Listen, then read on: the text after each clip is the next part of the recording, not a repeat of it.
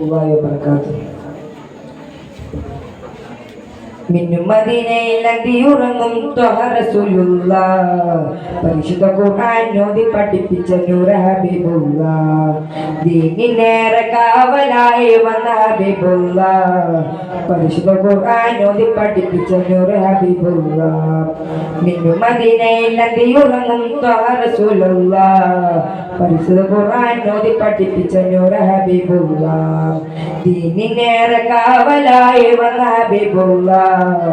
പരിശുദ്ധ ഖുർആൻ ഓതി പഠിപ്പിച്ച നൂറ ഹബീബുള്ളാഹ്. അജ്ഞത മുട്ടിയ നാട്ടിലണന്നൊതിച്ചവരല്ലേ, ആരും കണ്ടാൽ കണ്ണെടുക്കാത്ത മുത്തിന്റെ വജയല്ലേ.